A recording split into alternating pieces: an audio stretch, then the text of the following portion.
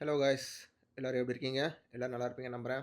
இந்த வீடியோவில் வந்துட்டு நான் ஒரு முக்கியமான விஷயத்தை பற்றி பேச போகிறேன். அதுக்கு முன்னாடி நான் எப்பயும் போல் என்னோட மார்னிங் ரொட்டீனை வந்துட்டு நம்ம க்ரீன் ஜூஸோட ஸ்டார்ட் பண்ணிவிட்டேன். அதுக்கப்புறம் எப்பயும் போல் நம்ம அஸ்யூஷுவல் வீடியோலாம் முடிச்சுட்டு ஜிம்முக்கு தான் போக போகிறேன். நான் இந்த வீடியோவில் எதை பற்றி பேச போகிறேன்னா, ஆமாம் காய்ஸ், நான் வந்துட்டு பாலிடிக்ஸ் பற்றி பேசுகிறேன். நம்மளுக்கு தெரியும் தமிழ்நாட்டில் இத்தனை வருஷ காலமாக என்ன நடந்துட்டுருக்குன்னு எல்லாருமே பார்த்துட்டு தான் இருக்கோம்.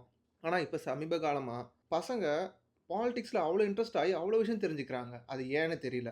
அதுக்கப்புறம் இன்னொரு விஷயம் பார்த்தீங்கன்னா, இதுவரைக்கும் நம்ம தமிழ்நாட்டு சிஎம் வாங்கின கடன் தொகை எவ்வளோன்னு சொல்லிட்டு அங்கங்கே போட்டு கிழிச்சிட்டு இருக்காங்க எல்லாருமே. ஸோ அதையும் எல்லாரும் பார்த்துட்டு இருப்பீங்க. இத பார்க்குற பாய்ஸ் அண்ட் கேர்ள்ஸ் அந்த யங்ஸ்டர்ஸ் அவங்களுக்கு தெரியும் யாருக்கு வோட் பண்ணணும் அப்படின்னு சொல்லிட்டு. நான் வந்துட்டு இப்போ கேட்க போறது யார்ட்ட பார்த்தீங்கன்னா, பெரியவர்களே, தாய்மார்களே உங்ககிட்ட தான். நீங்க பார்த்துருப்பீங்க. எங்களுக்கு முன்னாடி காலத்துலேருந்து நீங்க பார்த்துருப்பீங்க. யார் இதுவரைக்கும் தமிழ்நாட்ட ஆண்டுட்டு இருந்தா, எப்படிலாம் ஆண்டுட்டு இருந்தாங்கன்னு சொல்லிட்டு. நான் என்ன இந்த வீடியோல சொல்றேன்னா, ஒரு தடவ ஒரு தடவ புதுசா ஒருத்தர் வராருன்னா, அவருக்கு வழிவிடலாம்ல. ஏன் புதுசா ஒருத்தர் வரக்கூடாதா? அவர் வந்து என்னதான் பண்றாருன்னு பார்ப்போமே. அடுத்த 5 வருஷம் தானே. கண்டிப்பா அவர் நல்லது செய்வார்ன்னு தான் எனக்கு தோணுது. ஏன்னா, அவரோட கொள்கைகள்லாம் நானும் பார்த்தேன், படிச்சு பார்த்தேன். எல்லாமே ரொம்ப சூப்பரா இருக்கு.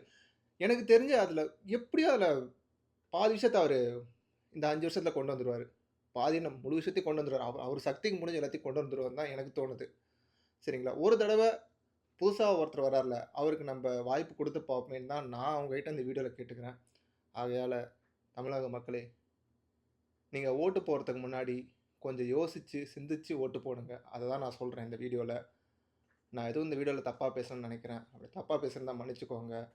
உங்களோட ஓட்டு உங்களோட உரிமை. சிந்திச்சு வோட் பண்ணுங்க. Bye guys.